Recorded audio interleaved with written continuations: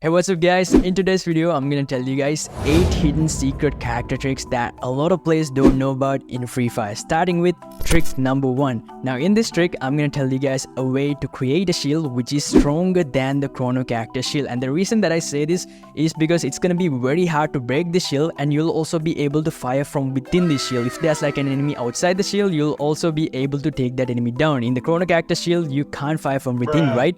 But in this shield, you'll be able to fire from within, and it will also be very hard to break this shield. And to make this shield, you'll need 2 characters. The first character is the Iris character and the second one is the Nairo character. Step number 1 to make this shield is to place 3 glue walls and cover yourself. Now since we have the Nairo character in our character combination, the Nairo character will increase the durability of the glue walls, and it will be very hard for the enemies to break the glue walls.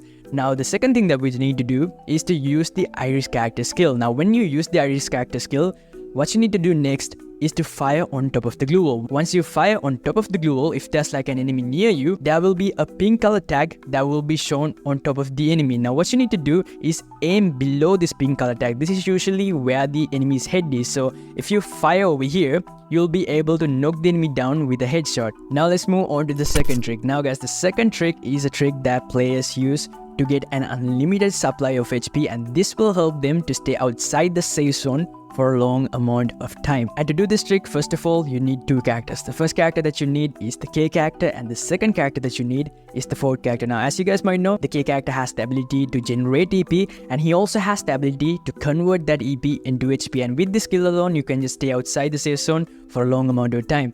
Now when we take the fourth character skill is that when your character receives damage, the fourth character gives you 30 HP in 3 seconds. But the fourth character also has another skill. That other skill is that when we use an active skill, the fourth character's skill resets. So we don't have to wait 20 seconds to use the fourth character skill again. Now the way that this trick happens is that we can switch the K character skill from EP mode to HP mode. We can switch it within like only 6 seconds. So first of all, when we stay outside the safe zone, our character will start to receive damage, and since our character starts to receive damage, the fourth character skill will be activated. Now since there's like a 20-second cooldown time, we can reduce it by switching the K character skill. As I said earlier, when we use an active skill, we'll be able to reset the fourth character skill, so you'll be able to get that HP again without needing to stay 20 seconds. Now you guys can use this trick again and again by switching the K character skill. So guys, now let's move on to trick number 3. Now let's say that your teammate is knocked down on the top floor, and there are like a lot of enemies over there, and there are like landmines over there,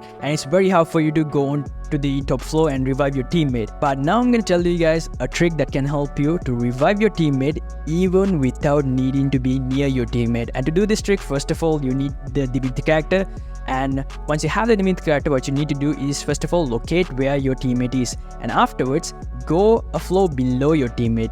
Next, once you're a floor below your teammate, use the Divinity character skill. Now when you use the Divinity character skill, the teammate that is above you still will be able to self-revive himself with your Divinity character skill. Now I'll tell you guys another way to give your teammate EP and HP, and that way is to place a bonfire. Just like earlier, you can just place a bonfire below your teammate, and you still will be able to give your teammate that EP and HP from that bonfire. So now let's move on to trick number 4. Now in trick number 4, I'm gonna tell you guys not 1 but 2 tricks that are related to the clue character. The first trick will help you to increase the time duration and the distance of the clue character skill. Now as you guys know, the clue character has the ability to detect enemies within like a 65-meter distance, and also this lasts for around like 10 seconds. But now I'm going to tell you guys a trick to increase that 65-meter distance to 75 meters and that 10-second time period into 12.5 seconds. And the way to do this is by using the hood pet. When you use the hood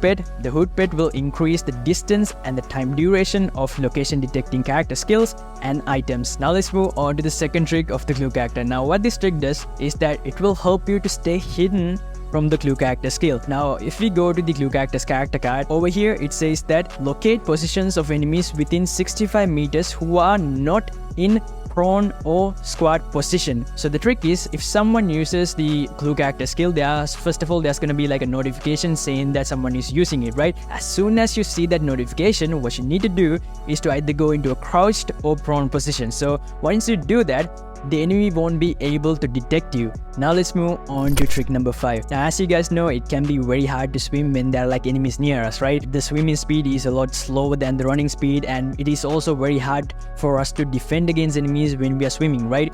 So now I'm gonna tell you guys a trick to cross rivers without needing to swim a longer distance, and the way to do that is by using the Santino character skill. First of all, what you need to do is use the Santino character skill, and the Santino character's mannequin will move across to the other side. And once the mannequin does that, all you need to do is press the Santino character skill again to teleport onto the other side. Now let's move on to trick number 6. Now when you guys are playing Free Fire, I think a lot of you guys have come across players that use the Wukong character's push, right?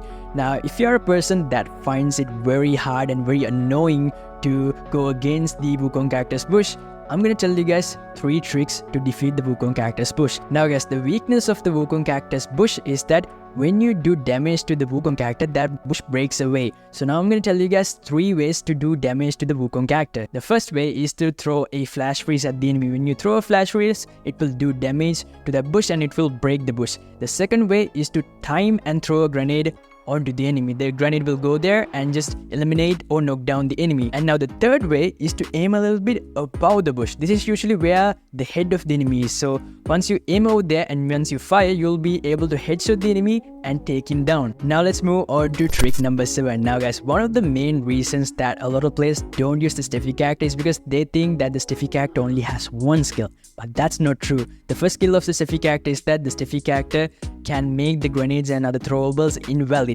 But she also has 2 other skills. The first skill is that when the Steffie character creates that circle, if your teammates are within this circle, their armor durability will be restored by 10% per second. Now the second skill is that she also has the ability to reduce the damage from ammo by 20%. So if you are not using the Steffie character because she only has 1 skill, I just want to say she has 3 skills, not just 1 skill. So guys, now let's move on to trick number 8. Now when it comes to the Chrono character shield, a lot of players think that the Chrono character shield is just a half circle. But that's not true. The Chrono character shield is not just a half circle, it's a full circle. Now there are many ways to see this full circle, but I will tell you guys 2 ways in this video to see this circle. The first way is to get your character on top of some sort of a high position and then press a jump button and quickly use the Chrono character shield. When you do this, you'll be able to see that full circle. Now the second way is to get your character to the edge of a rooftop and then use the Chrono character shield. When you do this, you'll be able to see the full circle of the Chrono character, and this lower circle will be able to defend you from the attacks that are coming from below. Now there are some secret settings that pro players use to easily win Clash Card matches, and if you guys want to know 5 of those secret settings,